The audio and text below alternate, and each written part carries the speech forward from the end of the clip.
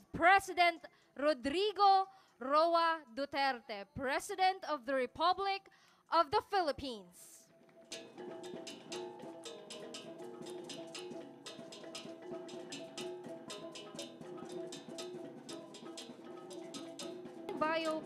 Biomass power plant is the first to the power grid through connection to the wood chips, reach halls, among others. Explore and develop renewable energy resource reliance through the adoption of sustainable energy developments. Availability of power in case of isolation will be highly skilled nature.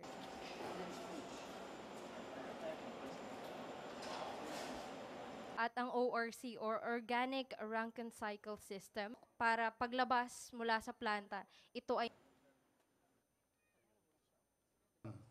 I have to say my acknowledgements, but I'd like first to thank you for your help making me President of the Republic of the Philippines. Salamat po at I was in Basilan. I won, natalo ako doon sa pinuntahan ko. Kaya ko nga pinuntahan para titignan ko lang sila. But anyway, I won by about 90,000 and dito malaki. In Sulu, nag-landslide talaga ako. I thank Allah that they never forgot who I am. Saan ako galing. Maraming salamat po sa inyo. To Governor Ismael Toto Mangudadato, Secretary of Defense, si taga rito po ito, si Delfin Lorenzana, Secretary Emmanuel Piñol, nasa cabinet ito. Ilan ba ang kabinete ko na galing Mindanao? Marami ito sila. Freddy Mangudadato, Buluan Mayor by Lorena Mangudadato, Pandag Mayor by Simon Mangudadato, Assemblyman Gaddafi Mangudadato, former Mayor Ibrahim Jong Mangudadato, good friend of mine. Sabi ko, huwag ka na pumasok ng politika, magpayaman ka na lang, karami mo pera. Mr. Neil Lastimosa, President Green Earth Corporation, mga kapatid ko, and from the bottom of my heart, thank you. Itong pag-intindi ninyo sa sitwasyon natin. The members of the Central Committee of the MILF, my Muslim brothers and sisters, Maranao ako Maguindanao, kunti lang, and my beloved countrymen, Assalamualaikum. Yung, hindi ko malimutan yung year, but I was talking to Governor Piñol. Makinig kayo mga NPA. Total, nag-uusap na rin tayo. And hindi ko kasi maintindihan Si Governor Piñol was talking about the successes of dito sa... Kaya sabi ko kay Toto, nakakainggit Hindi inggit para sa akin, para sa ibang tao na nababara ang progreso. Kasi nga may mga objection na hindi naman tingin ko tama. O may konting, it could make a difference, but it is not enough really to ignore the livelihood programs of the Filipino. Manny Piñol came to me and said, kasi sa siyudad ng Davao, yung bukid, ang parte doon, Pakibato, which is really the most influenced by the NPA. At ako naman, kasi puro kaibigan, I go there, at ang sinasabi talaga nila, hanap buhay. You know, kaya itong salita na marami, wala lang kami pang kapital. Yan ang masakit pakinggan kasi hindi ako makakatulong. So sabi ko sa kanya, matignan mo daw doon the soil and everything. Is the soil good for planting of this and that? Sabi niya, pumunta siya together with an agronomist from, I think, Malaysia. Nung nakita, sabi ng Malaysia, we can introduce palm oil here. And in a few years, everybody will be all right financially. Initially, pumayag, kayong mga left, And then suddenly, pumasok itong NPA, nagpasta na ng it would damage the watershed, that it would absorb so much water at apektado yung, tingnan ko naman, Pakibato River, sobra-sobra yung tubig dyan eh. It goes out to the sea, to the ocean. Nag-object sila. So hanggang na-stymie. It was not really, I was willing to invest. So ngayon, makikita mo, mainggit ako para sa tao na dito may hanap buhay, may trabaho ang tao. Kapital mo lang dito, seedlings. And even Manny now says that for your effort and for the splendid job that you have done, he's willing to pour again 300 million may available siya sa Department of Agriculture para dito sa inyo. Alam mo kasi ang priority ko ang itong Maguindanao pati Sultan Kudarat. You know why? Sa statistics, you have the highest incidence of hunger. Kaya ang una ko dito, next month, pag bababa dito yung mga DSWD, so pakisilip nga sa mga taong kakaawa, para pag, maybe you'd be short of everything, but not food. Mahirap yan, gutom. I'm happy that Manny has decided to pour another 300 million for you here. And yan, kailan available yan, man? Bukas bigay na siya talaga. Right away. Kaya hindi ako nagkamali, kinuha ko si Manny, sa totoo lang. Why? Hindi ako kinuha ng mga expert dyan. Sabi ko, get a farm boy with enough experience. Okay, nakikita ko yung North Cotabato. By year 20, habulin na niya yung mga syudad. Davao City does not plant anything. It's trading. Trading lang ang Davao City. Walang tanim, wala lahat. Except yung bukid, hindi nga makapasok kasi nandyan yung NPA. Dito, saan yung NPA dito? Mag-raise ng hands para, well, anyway, nag-uusap tayo ngayon. Maybe it would take about the bright side is that they are willing to participate, just like the MILF pati MN. Alam mo yung sabi ni Murad? Murad stretch his generosity to mankind. Kaya sabi na ba, maggigira tayo pag walang BBL.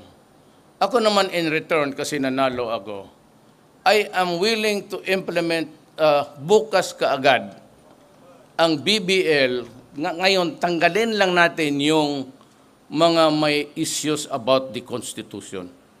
Wala akong problema doon sa area, configuration, kagaya lang ng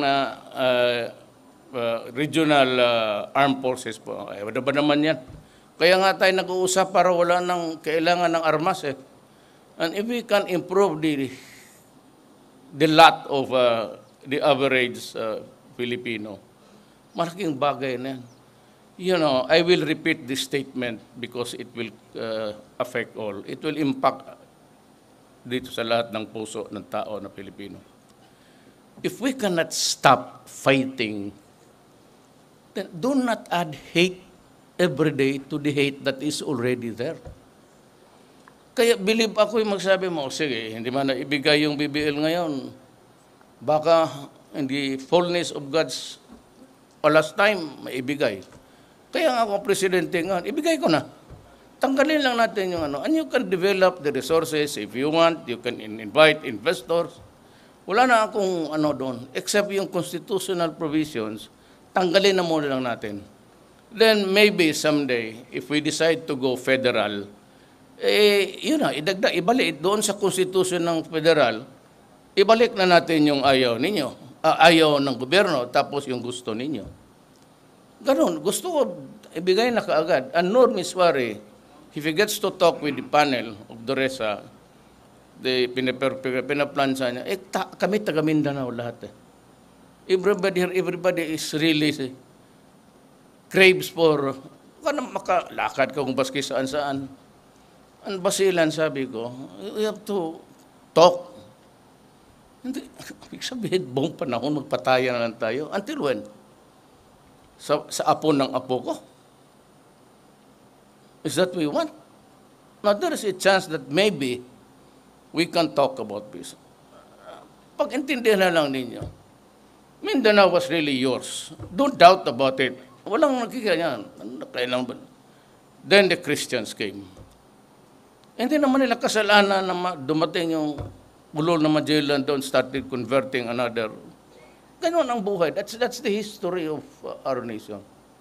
So we just have to understand each other. But it doesn't mean that you have to hate each other. We can always develop this country, make everybody happy. Magre-respetuhan lang tayo, okay na yan. Yan ang ano natin, anti-communist. So it is progressive little by little. I do not think that it will be there even mga 4-5 years. And I'd be happy that if by the time I go out, then there's a settlement somewhere. Maganda na yan sa atin. Ikasa magpatayan, ano ba, makuha natin dyan. You cannot defeat government and we cannot overthrow the government. So ako gusto ko sabi noon nga, kung kayong mga taga-Maynila ayaw ninyo, di mag-separate kami taga-Mindanao. Nag-call to arms ako lang man mag-isa. That was the time when they were trying to dispatch with the President Arroyo. Kaya tinawagan ko si Nor, sabi ko, Nor, mag-declare ka na susunod ako. Sabi ko, sa TV, if you remember.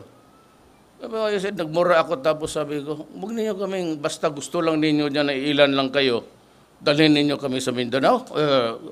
Hindi marunong rin kami. Sabi ko, mag-declare tayo ng Mindanao Republic. Nagdalaw-dalang isipan si Nor. Tapos dito, wala man akong narinig, nag-second demotion. Loko na ito. Noon gusto. Ngayon na nandito na, sinabi ko na, sige na. Wala namang. So, ibig sabihin, gusto natin as is ganito. Okay na tayo, except that there is really violence. If we can remove violence out of this, then wala tayong problema. Now, saan tayo magkuha? Wala akong this is not a brief for the Chinese people. Pero sa China Sea, if we can just have a settlement with them, despite the arbitral judgment, I think that maraming tayong benefits makuha. Hindi yung hingiin natin that they will come here, and we are planning to establish economic zones, pati farm-to-market roads, na may mga yung chillers, na di malata yung mga produkto ninyo, and even buying some goods there that tingin ninyo malulugi sa competitive, anything can go in. Ang problema, sila ang mga mayaman, masilang goods, so because of wala ng restrictions, pwede na ipasok, baski pwede rin tayong but the problem is we do ang manufacturing nga wala. I think one of the greatest promise here in Mindanao is manufacturing sa agricultural products, ang Mindanao. Mauna lang yan, mauna ang Mindanao sa lahat.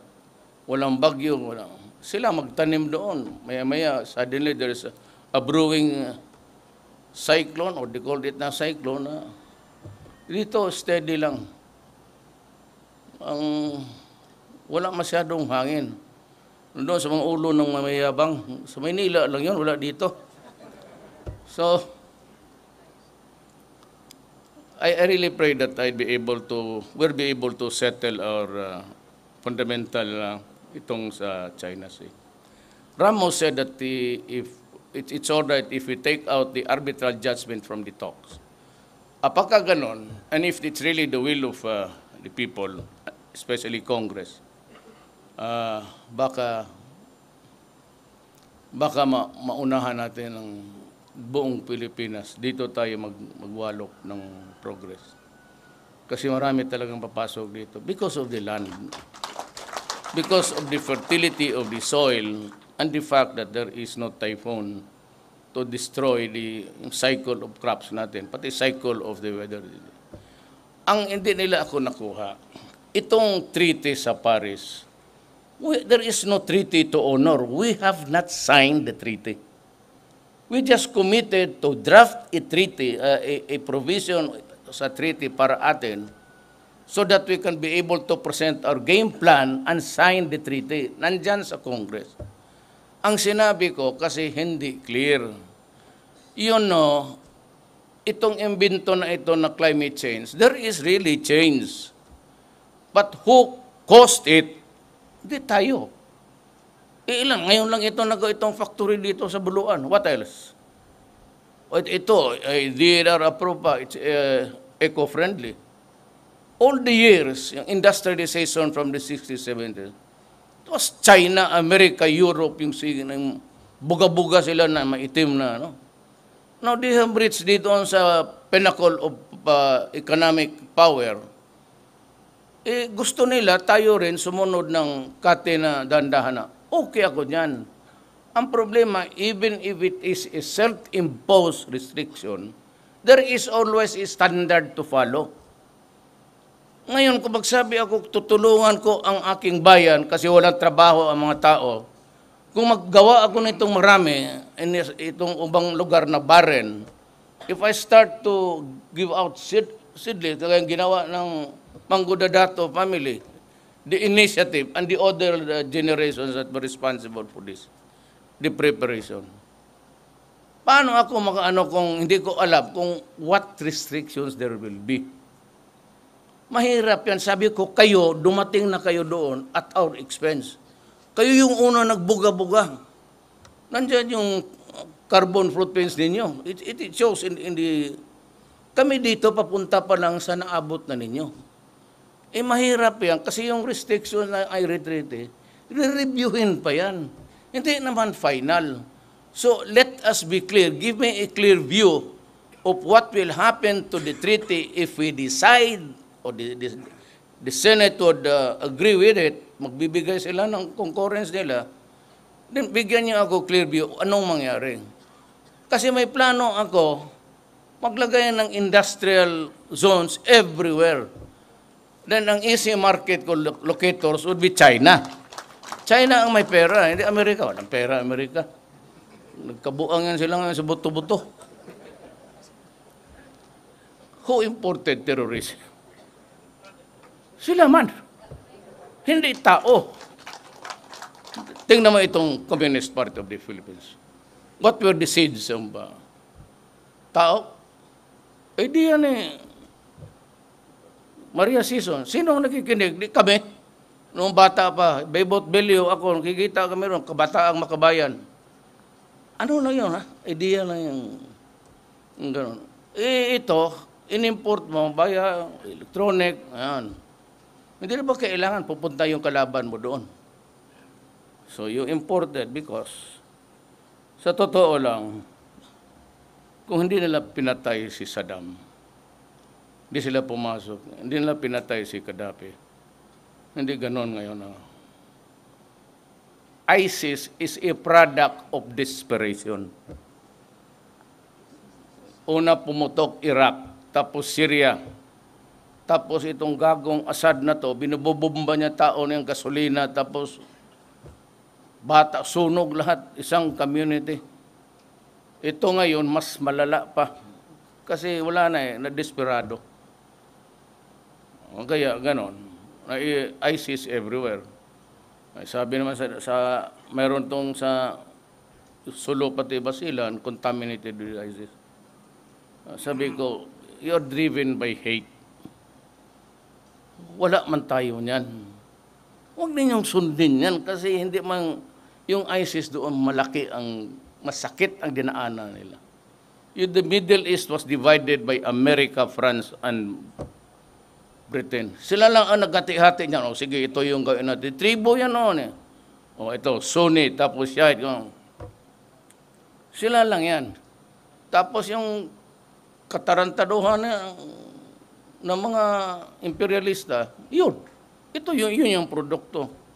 Ba't may tayo magsunod na wala man tayong inapi-api ng tao dito? Ba't may binumba ng... Sino bang gagong papayag yan? Me in my time, no abuses. Military, police, and everybody. Hindi na talaga. Droga, wala. Kita mo, sabi nila, si Duterte Verdugo, I was the only one na nakita ko gaano lawak. Having been mayor for 23 years, congressman for 4 years, congressman for, no, 3 years, congressman, vice mayor to my daughter for 3 years. That's a good, almost 40 years. Pati na yung, ako lang nakita ngayon na presidente ako, yun ang battle cry ko. Ngayon lumabas na si? Sabi ng PDEA, 3 million, 2 years ago. Ngayon, 2 years. So, may increase talaga yan, mga adik. Place it at a very conservative number. Gawain mo lang 3 million 7. O, kita mo ngayon, nag-surrender. Tingnan mo sa TV araw-araw, buong gym puno ng sus, Mario Joseph. Tapos sabi na ang crime bumaba, natural. Bakit hindi bababa yan? Lahat na contaminate. Style in check yan eh. Hindi man ito na sabihin mo na mamatagan. Kunti-kunti lang yan. Volume ang Chinese eh. Biro mo kung mo isang barangay, di pera yan. Eh, yung iba, gusto mo itong mayaman lang bigyan mo. Ito pag ipunin mo lahat, mas malaking kita ito nila. Pero hindi ito sila. No, he's not the limb that... At saka ganito yan. Sabihin mo sa mga kaibigan natin, mga ano ha, just like any other crime, terrorism, may malaking mapa yun sa Philippines, real time. Ngayon, ito nakikinig sila sa akin. Alam ko sigurado, nakikinig sila. Taas. Kuha tayo. Doon, pero ang problema, ang technology, nanakaw rin ng mga o yung nandoong mga kriminal, may mapa doon, malaking mapa. Kasing laki nitong blackboard na ito, mapa ng Pilipinas. Nandoon, ikiklik lang nila. Sabihin lang nila na ibagsak mo dyan sa bandang, dito sa dyan, banda sa Tondo. Anong pa yung purok yan? Ihulog mo dyan. Tapos ikunin niya yung pera doon sa sari-sari, doon sa isang kanto. Saan ako magkuha ng big fish? Bugok kasi ang mga... Sige kung magsulat, kala mo marurunong. Bakit maliit lang? Hoy, I have to invade a country to arrest the drug lords. Bilyonaryo na yan doon, hindi mo makuha yan. I will not name the country, but obviously it is known to you. Ganon yan. Isabi ko na lang, kasi sa kabugukan nitong mga... Para bang sinisisi pa ang gobyerno na, where's the big fish? Yung pamaro-maro na, bakit walang... Tarantada ka. Hindi lang kita masali ka. Pagkitain kita doon sa... I will let you in sa intelligence room. Tignan mo lahat. Big fish, big fish. Ang big fish, wala dito. Doon sa kanila, sa bahay niya. Nagalugod. Dumi doon sa likod. Kaya makainit talaga. That's why sabi ko, intend to talk to China. Bakit ganon? Sa newspaper about 4 days ago. Pati yung mga barko, puro China ang nagluluto doon sa China. Ang barko, hindi naman niluto dito yan. Bihira na tayo makahuli dito. Kung dito, patay talaga. Bahala kayo. So, remember that I've always been consistent in my statements during the campaign. Do not destroy my country because I will kill you. Hindi mo ba maintindihan yan? Do not destroy the young, mga anak namin, because I will kill you. It's spelled K-I-L-L. Ba't mo, Kel? Bisaya eh. Ano pa naman? Magpamarunong kasi. Hindi naman marunong. That's the problem with the Filipino. Maraming magpa-bright na hindi naman bright. Hindi naman alam na magtanong, big fish, big fish. Big fish. Doon ka magbili sa palengke. Tuna doon. But even the tuna is not produced here. There is no more fish in our grounds. It's taken out of the country into the international waters. They're getting it from there and kaya mahal. Pero marami pa, itong malawak itong dagat. Deep down doon sa pababa sa Pacific Ocean, marami pang isda. Huwag kayo mag-alala. Ang the fish there are dying of boredom. Sa karami nila, wala nang ginawa maghintay kung nandoon ang big fish. They are not within our reach now. So we have to do something about it. But dito, kailangan mo talaga tapusin kung wala nang mag-supply, wala nang runner, wala na.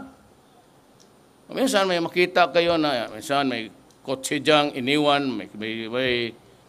may kotse na iwan banda dyan, tapos may shabu ng 50 kilos. Ayun yung mga tenyente. Hindi tenyente ng arman. Pero sabing big boss na general, wala dito.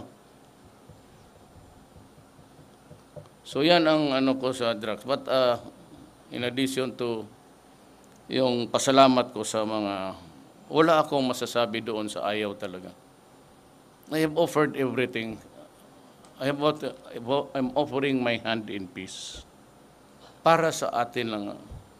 Otherwise, we cannot be at war all the time and hate each other and hate it more every day, all the time.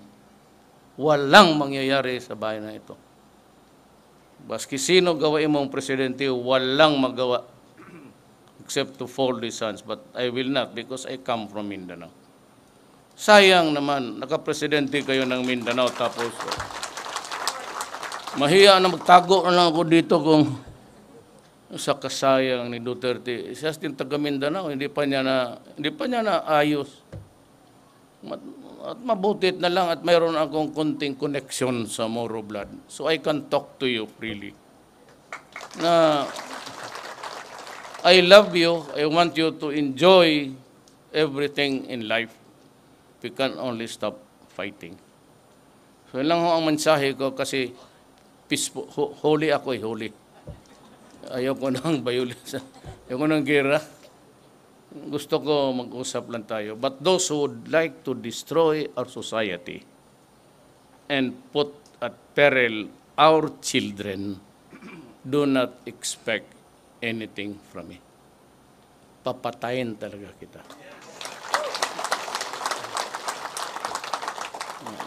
Kulang pa yung pakpak mo. Marami nang mamatay. Araw-araw yan. Anyway, mga mahal kong kapatid, today I left my salute to your cause.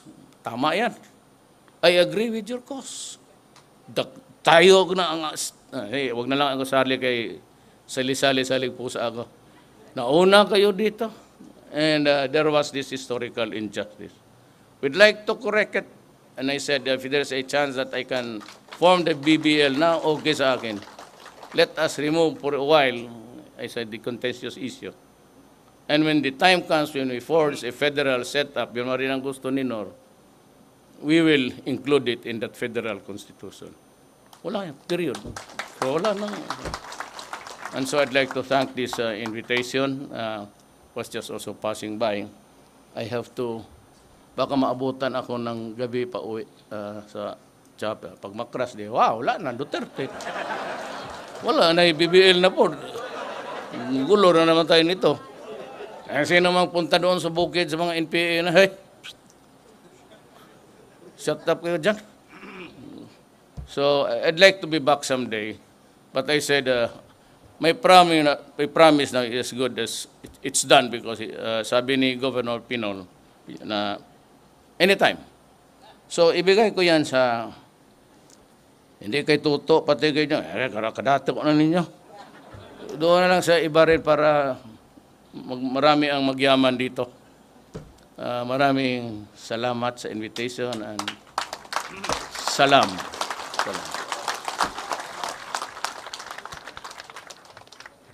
Daghang salamat, Mr. President.